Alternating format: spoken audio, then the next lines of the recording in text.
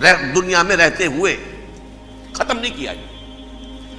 37 برس بعد حضرت مسیح کے رفع سماوی کے 37 برس بعد سن 70 میں یہودیوں نے بغاوت کی رومیوں کے خلاف۔ رومی ٹائٹس جنرل تھا ایک، اس نے پھر جو حملہ کیا ہے 1,33,000 یہودی ایک دن میں قتل کیا یروشلم میں، اور ہیکل سلیمانی گرا دیا۔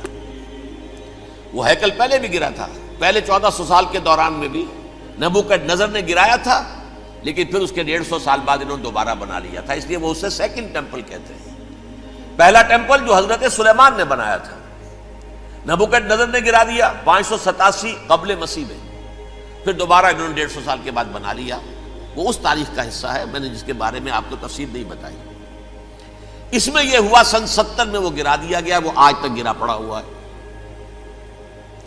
نمبر 2 یہ کہہ دیا گیا کہ یہودیوں اس ارض فلسطین سے نکل جاؤ، تم یہاں نہیں رہ سکتے اب۔ لہذا جس کا جہاں سینگ سمایا چلا گیا، یورپ میں چلے گئے، ایشیا میں آ گئے، عرب میں آ گئے، یہ 3 قبیلے جو رات بھی میں نے عرض کیا تھا، بنو قینقاع، بنو نذیر اور بنو قریظہ، یہ وہاں سے آ کے مدینے میں آباد ہو گئے۔ جس کا جہاں سینگ سمایا، افریقہ میں، ہندوستان میں، جہاں چلے گئے۔ ڈایاسپورا اسے کہتے ہیں، وہ آپ نوٹ کر لیجیے اس لفظ کو، ڈایاسپورا، ہمارا دور انتشار، جبکہ ہمیں ہماری اصل سرزمین تو فلسطین ہے، حضرت ابراہیم کا مسکن، حضرت اسحاق، حضرت یعقوب کا مسکن فلسطین، یہ ہے ہماری اصل جاگیر، یہ تو ہماری جدی پشتی جاگیر ہے۔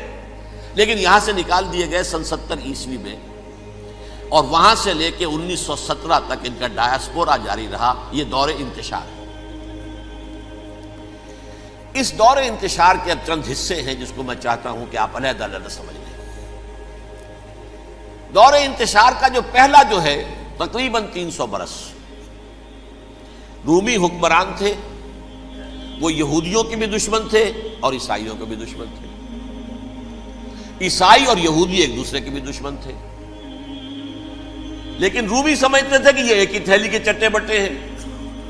رومیوں کے نزدیک عیسائی بھی یہودیوں ہی کا ایک فرقہ تھے، کوئی علیحدہ مذہب تو تھا ہی نہیں۔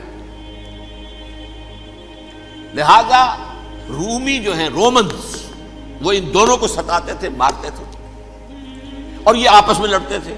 یہودی عیسائیوں کو مارتے تھے، عیسائی یہودیوں کو مارتے تھے۔ یہ ہے 300 برس تک کی تاریخ۔ سن 300 عیسوی میں کیا ہوا؟ ایک معجزہ ہو گیا۔